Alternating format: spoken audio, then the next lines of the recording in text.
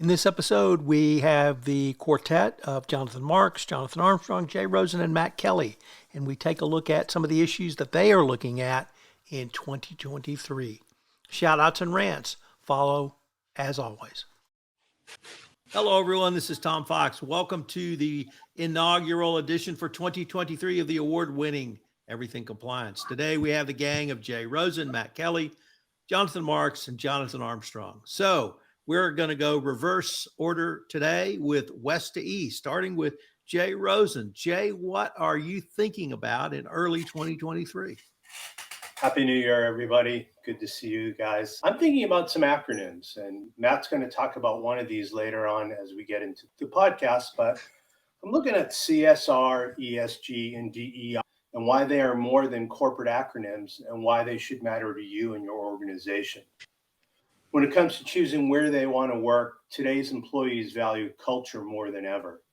Yes, good compensation is still vital, but as talent wars heat up, many job seekers find themselves juggling multiple competing offers. The tiebreaker, whether their company shares and supports their values. But there's a catch. Companies have to put some real effort into creating a culture that informs every decision from a place of inclusion, service, and stewardship. To accomplish this change, companies need to invest in three areas. And so here are those acronyms that I started off with: DEI, diversity, equity, and inclusion; CSR, corporate social responsibility; and ESG, environment, social, and governance. These three acronyms are all important to make a company more appealing to candidates, partners, and investors. And they are key for companies who want to be at the forefront of shifting to a more responsible corporate environment. Let's start off with most likely the most familiar one to you, DEI. So what does this mean? It's about being understood and included. While countless companies go through the motions of diversity, equity, and inclusion, new generations of employees won't stand for gestures.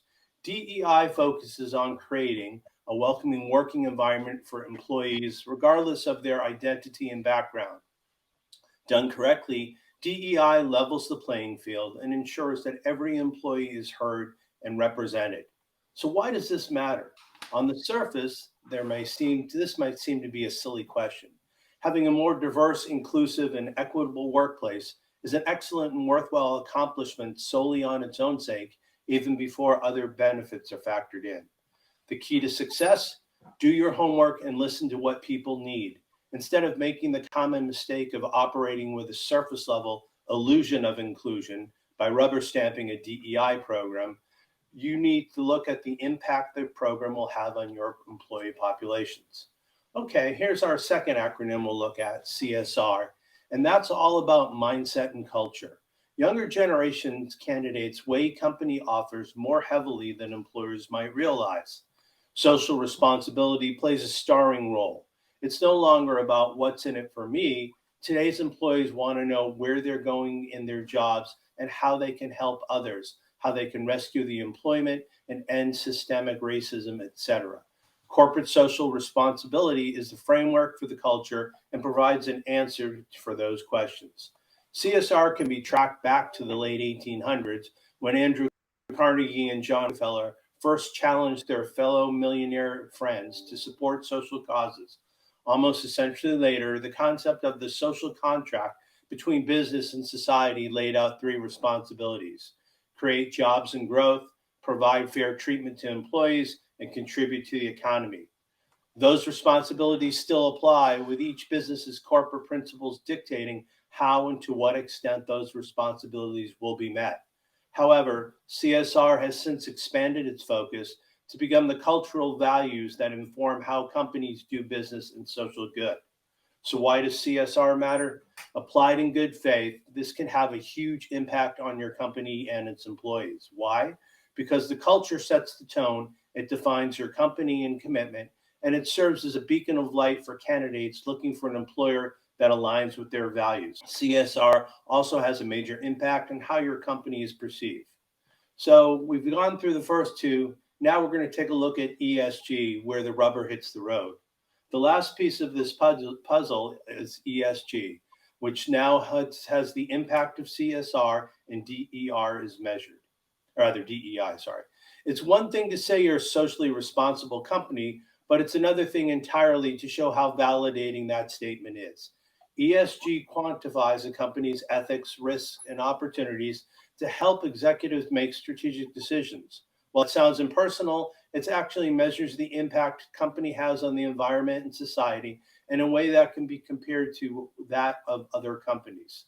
So why does ESG matter? ESG sets companies up to be more resilient in the face of crises such as the global pandemic. It also helps companies enter new markets and sell more, especially to younger consumers. Potential partners and investors want real data. In the same way that investors want to know that a company has corporate social responsibility framework and culture, they are 10 times more interested in seeing the numbers. And that's where ESG provides real concrete value. In fact, ESG analysis is becoming critical to making the partnership investment decisions. ESG also reduces costs, tracks talent, and is considered good faith. So how do you implement DEI, CSR, and ESG in your company? It is best when they are used together as part of an overarching strategy. CSR is the cultural foundation and qualitative initiatives. DEI is one of the most, if not the most important initiative with CSR. And then ESG quantifies everything to measure their effectiveness, attract stakeholders, employees, partners, and investors. Here are some top trends and predictions for 2023, and we'll start off with 3 CSR trends. First off, a focus on sustainability. Business owners can expect to see an uptick in sustainability efforts moving forward. Consumers and employees would like to see how their favorite brands and employees use more ethical operational practices that are better for the environment and sustainability. Number 2, the necessity of equity and diversity. Fair opportunities, differentiated support, and inclusion of people from all backgrounds. These are extremely important to CSR social responsibility trends that we will see in the coming year. And third, employee volunteer programs, an excellent way for companies to simultaneously build morale, increase satisfaction, and play an active role in the community is through implementing employee volunteer programs. This is a CSR trend that is continuously growing and will surely see its impact in 2023. Here's 3 predictions, upcoming trends for DEI. We can expect to see increased alignment through measurement of representation, but more importantly, employee sentiment on diversity, equity, and inclusion. How can businesses and HR leaders bring these important DEI conversations to the forefront? DEI needs to shift from being a set of programs and focus on the value of diversity to a threaded set of net of work where DEI is embedded in everything related to employee experience. And number 3, what can businesses do better or differently in 2023 to create a diverse, equitable, and inclusive workplace? To elevate DEI in the workplace organization, they need to recruit differently. Qualified candidates, examine process bias, and set interviews, not hiring targets. And here are the final trends to look at for 3 ESG trends in the coming year. The universe is ever expanding. The past year has proven to us with several noteworthy developments, including increased politicization of ESG issues, sweeping international disclosure and due diligence directives, trillions of dollars used in ESG assets. Lawmakers and officials at the federal and state level have placed companies and law firms on notice of emerging nuance, potentially pitting ESG efforts against antitrust prohibitions. Second, although environmental considerations have largely dominated ESG headlines, 2023 will likely see increased activity around the other 2 factors, social and governance. From a governance perspective, multiple stakeholders and highlighting the importance of cybersecurity will be a key element of a mature ESG strategy. And last and not least, with several leading analysts ringing recession alarms bells amidst workforce's ambivalence to the post-pandemic return to office policies, companies may find that 2023 poses even greater challenges to human capital management, workplace culture, and diversity, equity, and inclusion direct objectives. Now, I'm not making any guarantees, But let's circle back in about 51 weeks and see whether I'm Nostradamus or Karnak the Great. That's what I got, guys. Jay, I heard someone or several commentators say over the past couple of years that the acquisition and management of human capital will be the key corporate challenge in the second half of this decade. It certainly seems like you're pointing towards something like that. Is that a fair assessment?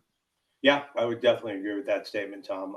Everything that we've been through for the last 2 years, it's really thrown a lot of operating structures and businesses upside down. So anything you could do to maintain your level of employees and continue to get them. We just had a very snappy jobs report from December. Even though people have those worries about the weakness in the economy, it's still about hiring, and it's still about getting the best people and getting the most out of those people for your clients and for your customers. All right, Mr. Marks, welcome back. Great to see you. What do you have for us?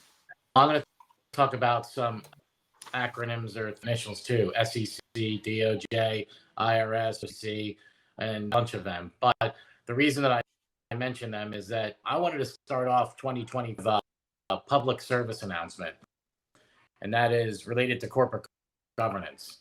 And in case you were in hibernation during 2020, there was a lot of things that happened. In trial of the folks at Theranos, obviously of some cryptocurrency firms, which shall go nameless, and a whole host should cause boards of directors at least some consternation. And I hate to go back from a revisionist historical perspective, but if we all recall, a lot of this all related to corporate governance. And again, boards of directors out there, that you do have a fiduciary responsibility, and you are several things related to corporate governance. And I think that revisiting them would be a bad thing to do in the beginning of January. So if you're thinking about the structure of corporate governance, these are a couple of things that I think you should focus in on. Is an ethics. What does that look like in your organization? Do you have control over it? Understand what it is? Can you define it? Is it something that is it or not? But I think it's very important. Enterprise risk management. I know we all gloss over this every now and again, but from an enterprise risk perspective, that enterprise itself, but it also includes the extended enterprise, meaning third parties. I've seen more fraud related to third parties and vendors over the last 12 months than I've ever.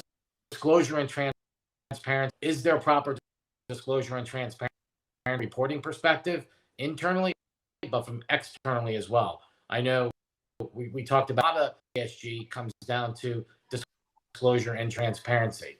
That for somebody else to talk about. Around the horn with regards to other governance components, including feedback. We all know that the regulators have been pounding on that you should be using feedback in order to better your model, better your processes. Is that being communication? Is it timely? Are you getting the right information? And again, is the information coming that can be relied upon? A lot of times we're seeing that information is being provided to the board that may be inaccurate.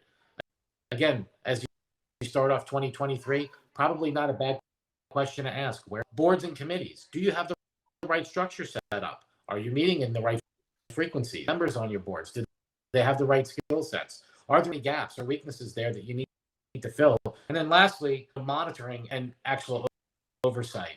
We've talked about this ad nauseum, based on the Caremark cases that have come through, and is there proper monitoring in place and proper oversight in place, specifically related to and again, these 7 components of a governance framework. I find that most people really don't understand what they are, what they mean, how they all come together, and how we all know that sort of the silent and the deadly killer here is not corporate culture. And so when you take a look at those 7 components from a governance perspective, real on a foundation, which we all call culture. And if you can't understand the culture of your organization, have a good culture, or you have a culture that is changing, that's fine. It needs to be managed, to be handled with the appropriate care. And you need to understand that the governance components that sit on top of functioning as optimally as they possibly can be until you really do understand culture. it's that amorphous concept that we all talk about. Can it be measured? Yes, it can be. Is it one specific thing? No, it's things. And I'll give you some examples. Take a look at your whistleblower program. Is it really working? Take a look at how many times the chief compliance officer is engaged in conversation outside to slap somebody for doing something bad, but actually part of business decisions. And look at your exit interviews. If in fact you are doing exit interviews, what are people saying about your organization when they leave? Are they saying good things? Are they saying bad things? Are they tipping you off on potential problem areas? Those are things that you can use in order to measure culture of an organization. It's not necessarily one. Start off 2023 being optimistic that the boards out there and the boards of directors and consider this to be a fresh start. But I also will tell you that from what I know, my colleagues keep me honest and in the right swim lane here. I think the regulators are at their wits' end. There have been not enough warning shots fired across the bow with related to the regular, some of the conversations that have been happening. Some of the wording that I see is being changed or stringent now when you start reading some of these enforcement actions. Not that it's changed, some shifting there with regards to the fact that I think less talk about compliance programs, about what internal audit is doing, and specifically or the lack of corporate governance. So Matt, do you have a question or comment for Jonathan? More for a comment, just to echo one point that Jonathan, you had raised about the information getting to the board and the models that to, I don't know, I guess an assessment of how well the organization is working, how well the organization is running. That's really important. And I think that we overlook sometimes the right questions to ask about a lot of the information that might wind up from the board these days is going to come from a third party that provides some data to you. You mix it in with some of your own data. It goes into a board report. But where is that company's data coming from? How do we know that data is reliable, even if it feeds into our spiffy models, which then tell us everything is great? But if it's bad data from flawed assumptions somewhere further down the line, before it ever reaches you, you're going to wind up with flawed information coming to senior executives who are going to reach flawed conclusions. But I see that a lot. I think that is one thing that the Public Company Accounting Oversight Board is thinking about these days with audit standards, because so much of good financial reporting these days is automated and is based on data analytics. And they're asking, where's that data coming from? What are the assumptions you're having in your models? How do you know that all of this is accurate? And that's only going to get more and more important. And I don't think a lot of audit and compliance functions have fully grasped or mastered all of the ways that you have to have a firm grip on those kind of issues. Yeah, Matt, you bring up a great point. Truth. That's one of the things that we rely on from an investigatory perspective, also from an overall managerial perspective. Doses of truth, like where's the data coming from? A lot of times when they do come and they are part of models. The findings are used to this. It's something called model validation. Yep. From an AML perspective, ML models need to be validated. So I think that model validation is to carry itself over into non-financial institution type of models. And I think with the PCAOB is that if this data is coming out of a model or coming from some way, that and ensure that it is as pure as it possibly can be. And if it's not, why not? Jonathan, I'd like to ask you some questions about culture, because in October of 2021, Lisa Monaco, in her speech presaging the Monaco Doctrine, talked about the DOJ would start to assess corporate culture. That was memorialized in the Monaco memo. And now we have enforcement actions where there's at least a few lines about corporate culture in the deferred prosecution agreements or other settlement agreements. Are corporations understanding that the DOJ is now looking at this, so they need to as well? Or is it just the corporations that always did it have done it, and the other ones still have their head in the sand? I don't think they've done it, Tom. And maybe not having their head in the sand, but I think it's one of those things where they believe it's never going to happen to them. They're not going to be able to assess culture. But I think that like where the regulators can assess culture by looking at a bunch of data points, maybe from a DOJ perspective, from an overall like we have internal controls and you're doing testing and there's remediation activity. Is that remediation acting properly? Is the testing being done on a regular basis? Are they improving the overall control environment? Because if in fact you do have a remediation plan and you're telling somebody that there's a deficiency or spots and those things aren't being remediated on a timely basis, it's kind of an indicative of, I think the regulators are getting smart about that, because I think they realize that, like I mentioned, foundation or the bedrock in which the corporate governance structure sits on. And corporate governance, risk, and compliance, it's a waterfall concept. But that all being said, if it's that foundation is weak and weary, which means that your governance process, like I said in my little diatribe before, is are optimal as it can be. And that's where those holes or those weaknesses, I think, are that create opportunity for people to do really bad things or stupid things. So I don't think that a lot of people are thinking about how they can assess culture. And again, Mike, on today's cast, keep me honest, I don't hear too often where we're like, oh, how Jonathan, can you assess culture? How can we bring it all together? How can we be assured that the messages that we're delivering through the organization? I'm not having too many of those conversations lately. So, continuing our trek eastward, Matt Kelly, what's on your mind? I think about a couple of big trends around ESG issues that I think are going to come forward quite a bit in 2023. First, I think most compliance officers already know that sometime this spring, the Securities and Exchange Commission is poised to adopt a final rule on greenhouse gas disclosure. At least in theory, you are going to need to disclose several of your climate-related risks in the annual report, and you're going to have to disclose your greenhouse gas emissions. There are 6 specific gases that you are going to have to be reporting on, the volume of them. And this was proposed last spring.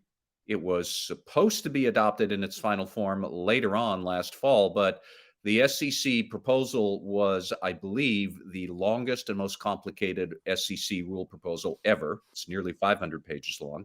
I have not read the whole thing. And there was so much feedback to it that basically the SEC staff has had to kick the final rule into this year. So it's supposed to come sometime this year. Would be rather poetic if the SEC releases the final rule sometime around Earth Day. I'll put my bet right there that maybe it'll happen in April. I think a lot about that. That is clearly going to come, and companies are going to have to think about how are we going to grapple with this. The 2 big questions specific to the rule, I think, are number 1, to what extent will you need to disclose your scope 3 emissions? Those are the greenhouse gas emissions caused by your supply chain, up and downstream, before your products or your materials reach you and after your final products go out the door. And that could be really onerous for a lot of companies. On the other hand, it also makes sense for some companies. If you are a car manufacturer, most of your greenhouse gas emissions are scope 3 because they are downstream. It's what comes out of the tailpipe of your car after you sell it. That, by far and away, is where most automotive companies have their greenhouse gas emissions. It's not scope 1. It's not scope 2. So there's that. And then the other big question everybody's curious about is, to what extent will there be an audit requirement? And will it be reasonable assurance? Will it be limited assurance? Will that apply to large companies but not smaller reporting companies? Same sort of questions there also about scope 3. Would it be for large filers? Would it be exempt for small reporting companies? Right now, we don't know. So there's an awful lot of question about that. And I love the discussion here because everybody knows this rule is going to get challenged in federal court like immediately. Republicans are going to say that this is a gross overstep of SEC authority. They already are saying that. But for a lot of large companies, and this is the second big thing I'm watching in 2023, I think the key question here is, who cares? Because you're going to have to make these disclosures anyways, regardless of what the SEC does or does not do here with this specific thing. As one easy example, at the end of 2022, the European Union finally moved forward with a new corporate sustainability disclosure directive. I think I'm getting the acronym there right. Jonathan Armstrong, if I'm not, maybe if you could bail me out later. But the new sustainability reporting directive, that is going to go into effect, I think, by 2024. And that's going to require pretty much all the same.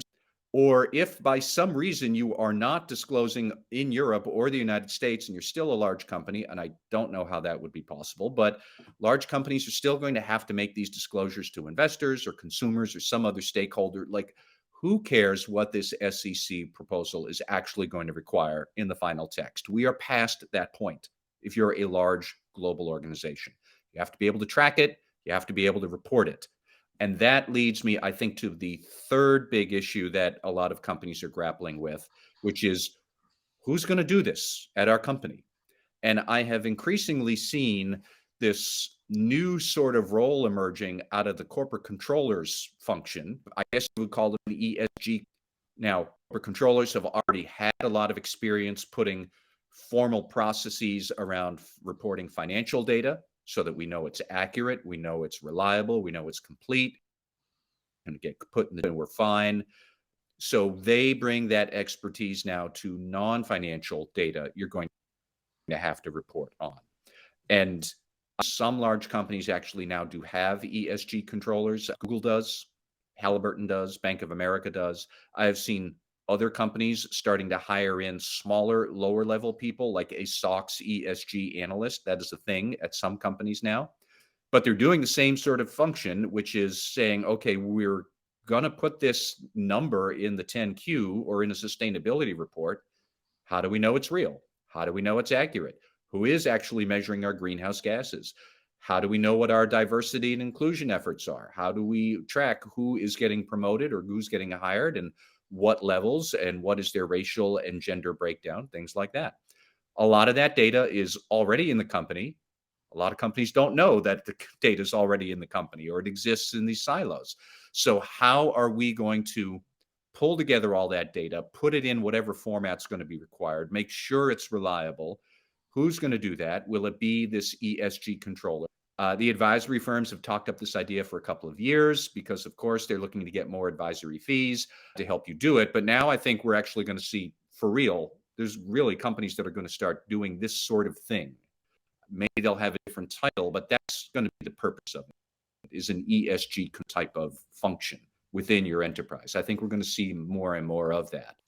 And then we'll just have to go from there. But there is no doubt that in 2023 and beyond, there's going to be a lot more ESG data that's coming along, and we're going to have to respond to it somehow. All right. We're going to head across the pond to Mr. Armstrong. What do you have for us? Yeah, thanks very much, Tom. Sorry to join you all late. I think my privilege of going last is that some of my themes are going to be similar, I think. And I'm just reminded of Tony, a book on, I'm probably holding it wrongly, the book on the Tony Blair administration when Blair came in 97. One of the things that he did that was revolutionary then, not so revolutionary now, is he had 5 key things. Watch these 5 key things. Monitor me on my progress. Richie Sunak's tried this week to mimic it in a strange way. So his number 5 is I will ban small boats. How he's going to do that, we know there's issues around immigration, etc. But are fishermen banned? Who knows? But I'm trying to give much clearer 5 things that I'm going to look at. Of course, I'm looking at more, but here are 5 predictions that you could maybe judge us on next January. One of them's already overlapped with what you said, Jay, and what you said, Matt. 2023 is the year when more ESG chickens come home to roost.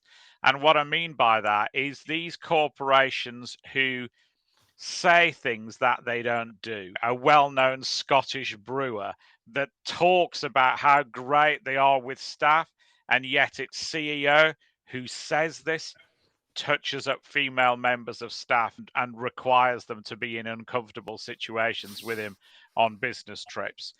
Organizations who say that they are moving to electric vehicles where the production of that electric vehicle costs more carbon than it saves. Organizations who make claims about wind turbines being kinder to the environment when they put the wind turbine in the migratory path of birds and kill them. So all of these, what you might call false ESG claims, maybe, Matt, your new monitor or controller role is sophisticated enough to analyze the numbers behind those claims and to prove them.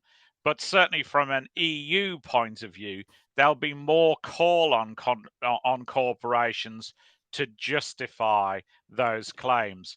And of course, we talked about this before, but the burden of proof is on the person who makes the claim. If you want that in Latin, e incumbit non qui negat, the old legal phrase that says the burden is on he who asserts a fact to prove it and not to that person who denies it. So the burden of proof is going to sit heavy with ESG claims. If your organization is making ESG claims, make sure that you can cash the check you are writing. Number two, GDPR fines will pass the €2 billion level. I actually sat down and thought about this on Tuesday. Since then, we've had €458 million of GDPR fines announced just as I say, in the last 3 or 4 days. So I'm pretty sure that this is going to be an easy claim to make now. We've had big fines this week for Microsoft, for Apple, for Meta. There are more to come as well. Cookies is a particular area of enforcement. We've talked about this before. But if your organization has cookies on its website, and by the way, most do, and you can't control those cookies because people like Google and Meta and Facebook have cookies on your website, then you need to take a harsh look at that. Some cookie retention periods, when we look at them, are more than 100 years. You can never, ever justify to a regulator that you need to keep hold of somebody's browsing habits to look at them in 100 years' time. So this is a simple area to fix, but one that's causing a lot of pain for corporations. Something like 300 regulatory enforcement activities as we speak, lots of civil litigation, sort out cookies, and this is the year to make sure that you're GDPR compliant. Third prediction, ransomware will continue to evolve. We just had some statistics from Black Fog that say that 89% of ransomware attacks now involve the exfiltration of data. This isn't as simple as locking up your machine, call your insurer, deliver Bitcoin, unlock, move on. It never was that simple. It definitely isn't that simple now. Most threat actors are going for this double whammy of locking up your machines if you don't pay. They've already got data that they start and release in the wild, or sell to other crooked gangs so that those crooked gangs can try and extract money from you. We'll see ever more sophisticated attacks. These gangs work like the Ocean's 11 model almost, of having a selection of various talented different criminal operatives who combine together. We've seen a money off offer from a ransomware threat group. Great news. It's our Thanksgiving sale. We're offering you money off the ransom. Expect to see more consumer marketing tactics in ransomware threats. Expect to see even more use of social engineering and engineering, not only to deliver the threat, but also to try and extract the ransom once the threat has been executed. So we're going to see far more sophisticated ransomware attacks, I think, in 2023. Fourth area, obvious, I think you've touched upon it already. Supply chains are key for many organizations. Jonathan, you've talked about that. The modern corporation outsources more than it ever has done before, and stuff that it decided was definitely, beyond doubt, definitely core business 5 years ago has been outsourced now. So as a result, organizations don't control most of what they do.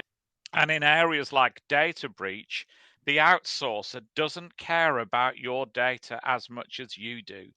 In areas like labor relations, the organization you've got making stuff for you in China or Bangladesh does not care as much about people working for them as you do.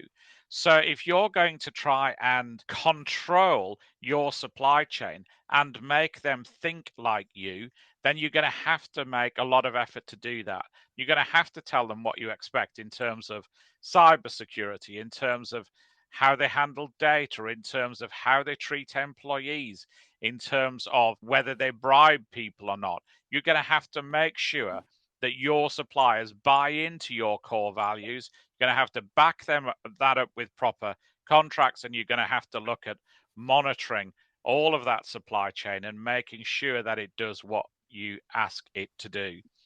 And then my fifth one, again, it was my rant last time round, crypto scams, where not only seeing individuals fall for crypto scams, but corporations are as well. Many organizations I know are having knocks on the door from people saying, blockchain will solve this, AI will solve this. We're now getting chatbots will solve this. You can automate the compliance function to a chatbot who will answer questions instead of a helpline. Stuff and nonsense, I say. The technology isn't really there to replace compliance officers. It won't be there in 2023. And a lot of this stuff that's being sold at the moment is smoke and mirrors. I talked about some of these episodes last time. We've had the amazing shock overnight that the Mutant Ape NFT really was, it is alleged, a scam after all. Who did that surprise? Not many people, it seems to me. And we talked before about other famous figures getting into this whole NFT scam. But it's not just something that affects consumers. I guarantee you that if you're a corporation of any size, somebody is knocking on the door of your HR colleagues or your boarding colleagues or your accounting colleagues, even as we speak, trying to sell them some sort of blockchain AI NFT chatbot solution, which isn't worth the paper that it's not written on. So they're my 5 cut out and keeps for 2023. Jonathan, I have to go back with the one you started with, the small boat ban. I've done some research into the history of England and indeed the United Kingdom, and I've been able to find that small boats have been going to the United Kingdom, England, since at least the birth of Christ, perhaps earlier. And I was wondering what technological innovations the Conservative Party has developed, which will help them to stop small boats from coming to England. I'm not terribly sure. Obviously, with your historical perspective, you'll know that Winston Churchill, for example, was very pro small boat around the time of the Dunkirk evacuation. I'm not sure why we're suddenly anti small boat, and I'm not sure the magic that Rishi possesses that enables him to withdraw small boats entirely. If I was looking for a cheap shot, I would say that perhaps he could ask his wife, since she has much more experience of offshore structures than I do. But it baffles me as to what the device might be. But I guess Richie, to be fair, would ask us to be patient, and he will unveil the great plan soon. Before we get to shout outs and rants, we had a question come in from the audience. Merrick Ryback, has a question for Matt, going back to some of your comments. In what cases would it make sense to outsource some of the work, Matt, you talked about in terms of scope 1, scope 2, scope 3 measurement or auditing? That's a very good question. First, Tom, let the record show Julius Caesar invaded Britain by small boat, I think in 60 BC, so it's even earlier. But getting to the viewer's question about outsourcing and when should you try and outsource this, I would advise people to think about this, companies to think about this a lot like SOX compliance. When would you either outsource or co-source your SOX compliance? Because you can, and there's not necessarily any reason why you couldn't do the same for ESG reporting, but you'd have to think very carefully about what are we going to try and outsource, especially for ESG reporting.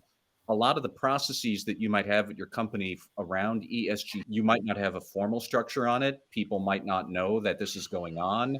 And therefore, if you outsource somebody to put assurance on it or to build these processes, they're going to need to know the right people to talk to within your enterprise. The great example I heard over about 4 or 5 months ago was a company that wanted to make an ESG related disclosure to volunteer hours that its employees could spend on the job. Part of employee policy at this large company was that you could take about 8 hours a quarter on the job to go and volunteer to cause. And they liked disclosing the numbers there because that is a great recruitment tool. Look, see, you should come work for us because we're so forward thinking and you get some time to go and work at your favorite cause. And finally, the compliance people said, where are these numbers coming from? And they said, oh, every department tracks it on its own. And it's a noble idea, but when you actually have to disclose it, that's a terrible process. It was all paper-based and everything else. Now, how would you outsource oversight of a disclosure like that? I don't think you should. It would be more like a co-sourcing model where the outsourcer is working much more closely with the company. Now, I can also see that handling it entirely in-house might not make sense. Most companies are not going to have the expertise for, say, tracking your greenhouse gas emissions because you don't have an environmental consultant hanging around on staff. So you're going to have to think through different parts might be handled in different ways. But start with, you already do this for SOX compliance. This is not about figuring out what's going on. You're figuring out is what we're saying reliable. Companies have been doing that with financial data for many years. So now how do we replicate that for non-financial data? When do we need outside help? How do we figure out the enterprise-wide view? All of this. These are not new questions. They're just being asked on a new subject. So with that, Jonathan, do you have a question? Yeah, I just want to stipulate one thing. I'm all for it, but is Matt Kelly, is this going to come down to everybody wearing a body caption, like being backed? Are we going to start nailing companies for not saying? When does this all end? And how does this add value to the shareholder? The ESG activists would say that this adds value to the companies by bringing more clarity around what sort of long-term risks they might be foisting upon investors. The great example I can think of is we are redeveloping the waterfront where I live in Boston. It's going to be a big multi-billion-dollar redevelopment. It's going to take many years. An insurance company might want to disclose to investors, we're insuring this big new development, which, by the way, thanks to climate change, half of it is going to be underwater by the time we're done because the waterfront already floods in Boston at high tide right now, and it's only going to get worse. That's their argument for it. I can certainly see that some of this is going to be a bit far-fetched, but on the other hand, if you are putting out materials to investors to say, this is why we're so cool, and there's no real mechanism to assure that what you're actually telling investors is reliable or accurate, then that could potentially be fraud. Right up to, yes, you can come work for us and you get 10 or 15 hours a quarter to go and volunteer. And then you show up and you actually find out, no, you can't. That's bogus. So these are the debates that people are having. And where is it going to end? Like, again, I would go right back to the first question large companies should ask, who cares? Because you don't have the choice to argue that we shouldn't do this. We are going to do this. If we don't do it here in the United States, Europe is going to make a large company do it anyways. It is what it is. And I'm not necessarily sure that's wrong. I don't know how right it is, but yeah, that's that. We can't get financial reporting right in the U.S. to operational things. So it's troubling to me that on ESG and failures and internal controls left and right, and those controls related to sorting. It's one of those things that I scratch my head all the time and say, adding value to overall completeness and accuracy of financial statements and the organization. But I don't disagree with you. It's the right thing to do. Corporate responsibility is something you have to do it regardless. But I just wonder if we're just taking this thing way too far. On that note, let us now move to fan favorites, rants, and shout outs. We're going to keep the same order. So that means coming to us live from the West Coast, Mr. Rosen. Do you have a shout out and or rant for us today? I have a shout out, and the shout out is to doing safety drills. And the people I'm shouting out to commend are the training and medical staffs of the Buffalo Bills and the Cincinnati Bengals. I'm sure we all saw horrifying footage of a young man in his prime struck down with a heart issue, a lung issue, and due to the practicing of safety drills, these professionals were able to resuscitate this young man and give him a chance at life. So I know people are like, why are we doing safety drills and why do we have to have a compliance moment? Let me tell you, when something like this happens, you are forewarned, you have the knowledge, and you have the ability to save somebody's life. So here's to the safety drill, and here's wishing everyone a happy and healthy 2023. Jonathan Marks. Yeah, I'm talking about him. DeMar Hamlin, speedy recovery. Obviously, American football is a gladiator sport. Although I watched soccer really for the first time weeks, and that seems to be a gladiator sport, at least at some points during the game. So it's interesting. My shout out goes to the NFL for actually canceling that game for the right thing. Yes, it was great that everybody was trained, and I agree with Jay, is ultra critical and definitely important here. And the fact that they were trained in a man's life, which is freaking awesome. But I think the NFL is thinking they canceled the game and they have actually changed the way that the teams are being seen. I think it says a lot about the organization and their mind trying to help the current players and the former players with that suffer injuries or these types of traumas. Roger Goodell, but big, huge shout out to you and your team for doing what you're doing and trying to make sure that on the forefront of all of this and for canceling the game. Matt Kelly. I wanted to bring up, I suppose this might be a bit of a rant or a rave, I'm not quite sure here, but the fraud charges filed against Hermenildo Castro by Seattle police, who is now accused of committing embezzlement against his former employer, the online retailer Zulily, where he basically decided he was going to impersonate the scam from that movie Office Space. He was an IT employee at Zulily, and then he decided to amend the code there that he could embezzle $300,000. And he allegedly did this last year. He was just charged in December. Zulily has since fired him. And there are a couple of different angles to that we have to call out about this case. Number one, why is this so fascinating? Dude, this is a SOX compliance thing. And we have talked about this, people. An IT employee who was able to go in and amend the code to be able to commit fraud. That is poor IT general controls. So where were the auditors? Where was the board? I don't know, but SOX compliance. Number two, he actually committed a second fraud where he was on Tinder, met some random lady, told her that he worked at Zulily. Why don't you go load up your cart with stuff that you'd like? I'll buy it for you because I'm so generous. Then went in, amended the code so he could buy that stuff for her at pennies on the dollar. So he committed dating fraud against the woman he met on Tinder. Excellent. And then everybody who's saying that he got inspired by Office Space, where that was the scam that they did in that movie 20 years ago. Let's all remember the original source for this idea was that movie 40 years ago, Superman 3, where Richard Pryor amended the company's code to be able to give himself an $85,000 paycheck. And then he wound up in a fight with Superman. So this is just a perfect example of, I don't know what, but compliance officers really, this is just the best thing I've seen come by our radar in a while.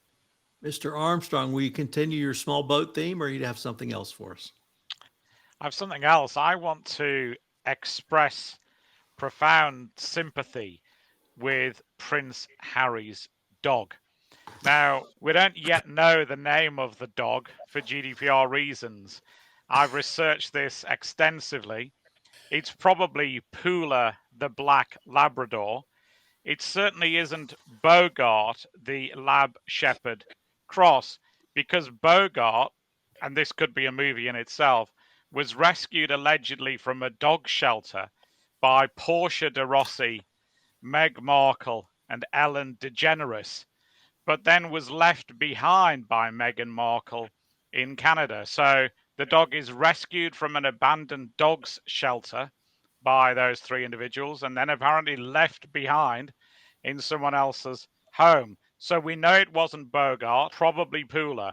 But why extend sympathy? Of course, I'm not going to diss Prince Harry's war record, but by his own account, he was a man who single-handedly killed 35 Taliban. He also had a what sounds eye-watering incident where he was ridden like a horse, quote, in a field behind a pub car park. But the thing that seems to have really hurt him the most is his dog's bowl, where allegedly he was pushed by Prince William, who also ruined his necklace, and the dog bowl splintered and hurt his back and caused him great pain. And some poor dog not only had to witness that, but also, presumably, went without food, went without water, or was forced to, I don't know, lick its water out of fine bone china that was found in another part of the palace that night. So if it was Pula, I salute you, and you have my every sympathy, not only for that distressing incident, but also for having to live with Harry and Meghan. I am going to go a little bit different direction with a shout out. Today, we're recording this on January 6th, obviously the 2-year anniversary of the right wing and GOP insurrection at the Capitol. But I'm not going to shout out to that January 6th. I'm going to go back 50 years to January 6th, 1973, when Schoolhouse Rock premiered. Amen. If you were a teenager or younger, you remember Schoolhouse Rock. It was so cool. I learned so much. And the top 5 Schoolhouse Rock songs are in order: Figure 8, Unpack Your Adjectives, my personal favorite, Conjunction Junction, Interjections, and Preambles. So I want to shout out to Schoolhouse Rock, showing that learning can not only be creative, but can be fun. So, gentlemen, that concludes our first episode of Everything Compliance for 2023. I can't wait to see what the next episode brings us. Thanks, everyone. Thanks, Tom. Take care. Thanks. Bye now, Tom. Take care, everyone. This is Tom Fox again. Thank you so much for listening to this episode of the award-winning Everything Compliance. If you've ever thought about starting a podcast, wanted to join the Compliance Podcast Network, please give me a shout. You can email me at tfox@tfoxlaw.com. I'd love to talk to you. Everything Compliance is a production of the Compliance Podcast Network.